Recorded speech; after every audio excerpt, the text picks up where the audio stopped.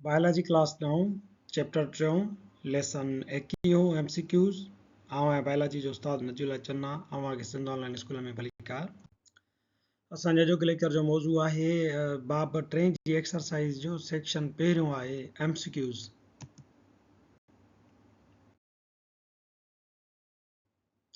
Review questions number 1 encircle the correct answer सही जवाब ते टिक मार्क लगायो या गोल दायरो पायो। सवाल नंबर पहिरियों आहे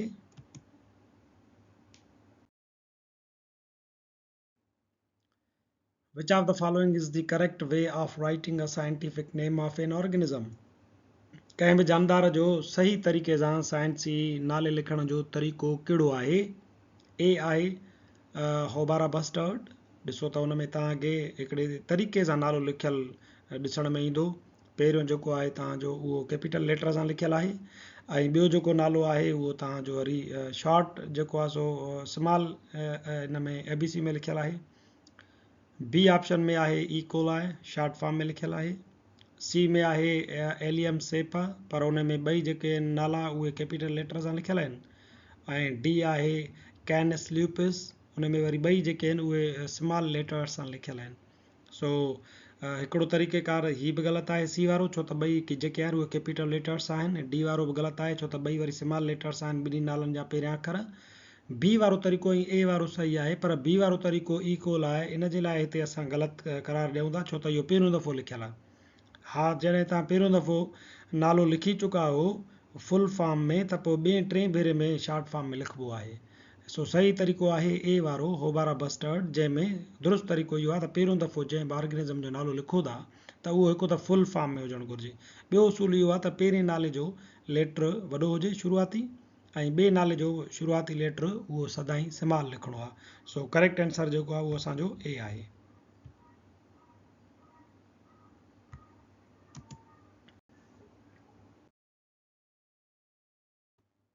सवाल नंबर ॿियो आहे सिलेक्ट द मिसमैच्ड।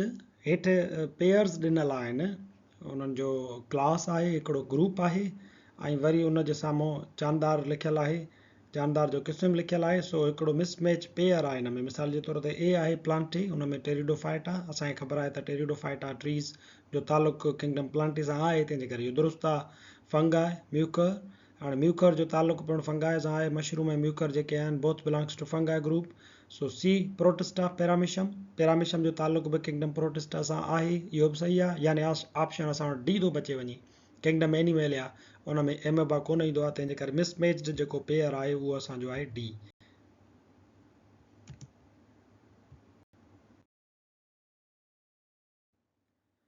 सवाल नंबर टियों आहे identify the correct sequence of classifying an organism. जेका क्लासिफिकेशन ॾिनल आहे जानदारनि खे विराइण जी उन में करेक्ट सीक्वेंस कहिड़ी आहे। छा पहिरियां वॾो जेको ग्रुप आहे उहो स्पीशी आहे पोइ जीनस आहे पोइ किंगडम आहे पोइ फाइलम आहे पोइ क्लास आहे। लाज़मी तौर ते तव्हांखे ए वारो ग़लति ई लॻंदो हूंदो छो त किंगडम त पहिरियां ईंदो आहे तंहिंजे करे हीअ वारो ग़लति आहे। डी वारो बि ग़लति आहे।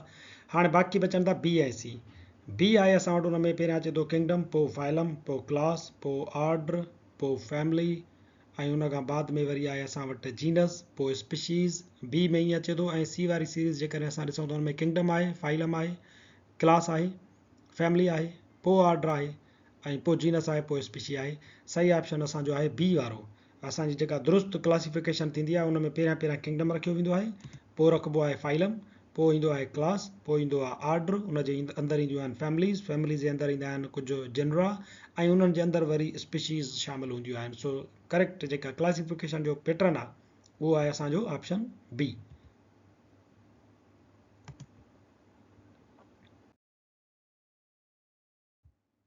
सवाल नंबर चौथों आहे all are involved in classification accept.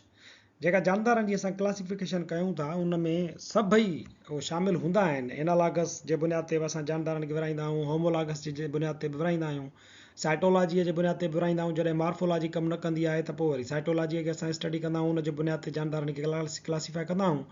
ऐं असांजे किताब में इहो बि लिखियलु आहे त जेनेटिक्स खे बि शामिलु कयो वेंदो आहे त जीअं वधीक बहितर तरीक़े सां जानदारनि खे क्लासिफाई कयो वञे।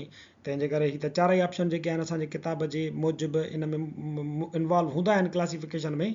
सो असां हिते पंहिंजो जेको आहे सो डी या ई ऑप्शन हुजे या नन ऑफ दीस त हुनखे टिक कयूं था। सो हिते इहो आहे त चौथे में all are involved in classification of organisms. Analogous, homologous, cytology, genetics सब हूंदा आहिनि.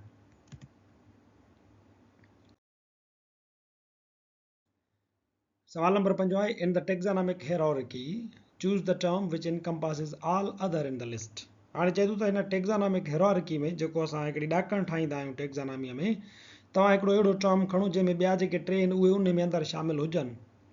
फर्स्ट आहे जीनस. छा जीनस में स्पीशी, आर्डर ऐं क्लास शामिल हूंदा आहिनि? इहा ॻाल्हि ठीकु कोन्हे का, जीनस कोन थींदो. स्पीशी, हाणे स्पीशी पाण जेको आहे आख़िरी वञी करे हेरारकीअ में हिकिड़ो बॉक्स हूंदो आहे, ग्रुप हूंदो आहे, तंहिंजे करे हीअ बि कोन थींदो. आर्डर, छा आर्डर जे अंदरि क्लास, स्पीशी ऐं जीनस जेके आहिनि उहे शामिल हूंदा आहिनि? या असां वटि चोथों आहे त क्लास हूंदो आहे ऐं उन में जेके आहे सो ही सभु शामिल हूंदा आहिनि. सो सही असांजो करेक्ट आंसर आहे नंबर चोथों यानी D option. 4 number is correct because it encompasses all. Genus, species, order are included in the class. So ॾिसो क्लास आहे, उन में ऑर्डर बि अंदरि अची वियो, तव्हांजो फैमिली, जीनस, स्पीशी बि अची वियो. हाणे ही हिते तव्हांजो क्लास आहे, उन जे अंदरि तव्हांजो ही जीनस बि शामिल थी वियो, स्पीशी शामिल थी वियो, ऑर्डर बि शामिल थी वियो. So correct answer is D.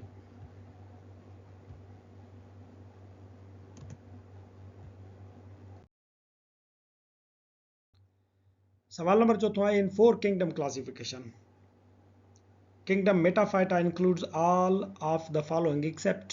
हाणे चइनि जेका किंगडम जी क्लासिफिकेशन थी हुई 1959 में, उन में तव्हां ॿुधायो त जेको किंगडम मेटाफाइटा ठहियो हुयो उन में सभु शामिल हुया एक्सेप्ट छाजे?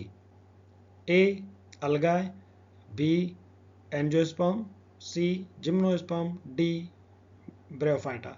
हाणे एंजियोस्पर्म, जिम्नोस्पर्म या ब्रायोफाइटा जेके आहिनि इहे त असांखे ख़बर आहे त इहो किंगडम प्लांटे सां तालुक़ु रखनि था. किंगडम जेको असांजो ए आहे अलगाए, उहो हिननि में शामिल कोन्हे को, तंहिंजे करे इहो ई थी सघे थो. कंफर्म करण जे लाइ तव्हां ॾिसो जेका 4 किंगडम क्लासिफिकेशन हुई हुन में हुयो हिकिड़ो किंगडम मोनेरा, जंहिंमें लोअर प्रोटिस्ट, प्रोकैरियोटिक प्रोटिस्ट सभु शामिल हुया, बैक्टीरिया, ब्लू ग्रीन अलगाए. ऐं उन खां पोइ हिते वरी किंगडम प्रोटिस्टा हुन ठाहियो. किंगडम प्रोटिस्टा में शामिल हुया सभु higher protist, eukaryotic protist, algae and fungi, इहे ॿई शामिल हुया. किंगडम मेटाफाइटा जी ॻाल्हि कयूं था त हुन में प्लांट्स जेके आहिनि, यूकैरियोटिक जेके प्लांट्स आहिनि उहे शामिल हुया. हुन में ब्रायोफाइट्स हुया, टेरिडोफाइट्स हुया, जिम्नोस्पर्म्स हुया, एंजियोस्पर्म्स हुया. हाणे हिते तव्हांजो ब्रायोफाइट्स अची विया, एंजियोस्पर्म अची विया, जिम्नोस्पर्म अची विया. अलगाए जो ज़िक्र कोन्हे को, उहो प्रोटिस्टा में तव्हांखे मिलंदो. हेॾे वरी ब्लू ग्रीन अलगाए आहे, सो अलगाए जेको आहे किंगडम प्रोटिस्टा में मिले थो. ऑप्शन ए करेक्ट आहे. टई शामिल हुया हुनजे जेको आहे सो चइनि जेको किंगडम क्लासिफिकेशन वारो सिस्टम हुयो उन जे किंगडम मेटाफाइटा में एंजियोस्पर्म, ब्रायोफाइटा ऐं जिम्नोस्पर्म शामिल हुया, पर अलगाए उन्हनि में शामिल कोन हुयो.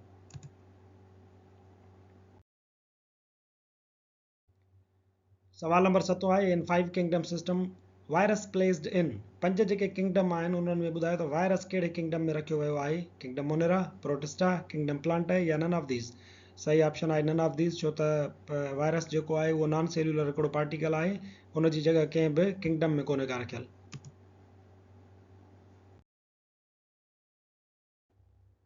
सवाल नंबर 8 आहे बायोलॉजिकल नेम ऑफ केट. ॿिलीअ जो बायोलॉजिकल नालो या साइंसी नालो कहिड़ो आहे? ऑप्शन ए आहे फेलिस कैटस, बी आहे आज़ादी रचता इंडिका, सी आहे एलियम सेपा, डी आहे कैनस ल्यूपिस. हाणे कैनस ल्यूपिस त असांखे ख़बर आहे त वोल्फ बगेड़ा जो साइंसी नालो आहे, एलियम सेपा बि बसर जो साइंसी नालो आहे, ऐं आज़ादी रचता इंडिका निम्न चयो वेंदो आहे, साइंसी हुनजो नालो आहे. ए वञी बचे थो जंहिंमें हिकिड़ी निशानी इहा बि आहे त हुनजे पोयां ॾिसो त केटस हुनजी स्पीशी खे ज़ाहिर करे थो. सो फेलिस केटस हुन ॿिलीअ जो जेको आहे सो साइंसी नालो आहे. Option A is correct answer.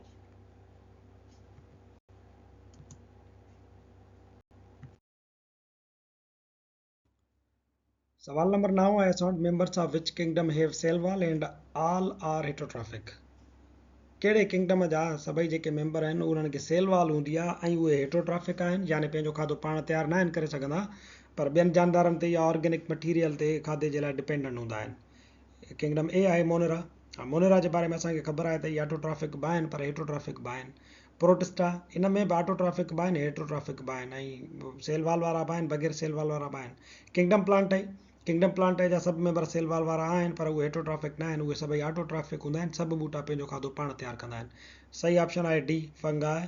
इन्हनि सभिनी खे सेल वाल हूंदी आहे काइटिन जी ठहियल, ऐं उहे हेटोट्राफिक हूंदा आहिनि, यानी पंहिंजो खाधो पाण तयारु न आहिनि करे सघंदा, पर डिकेंड ऐं डेड जेको ऑर्गेनिक मटीरियल हूंदो आहे उन ते इहे खाधे जे लाइ डिपेंडेंट हूंदा आहिनि।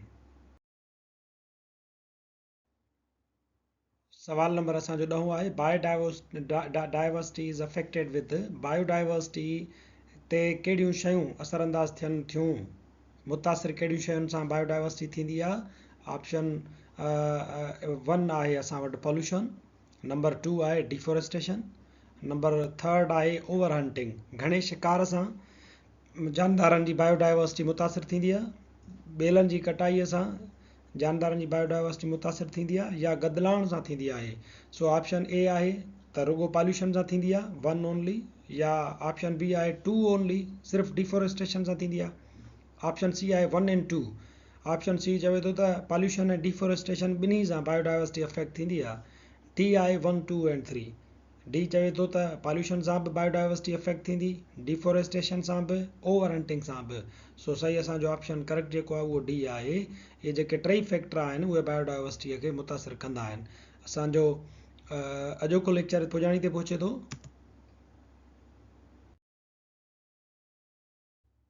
सवाल नंबर 10 असांजो आख़िरी सवाल हुयो, जंहिंमें असां MCQs पढ़ियासीं। वरी हाज़ुर थींदासीं नए लेक्चर सां गॾु। तेसिताईं ॾिसंदा रहो सिंध ऑनलाइन स्कूल।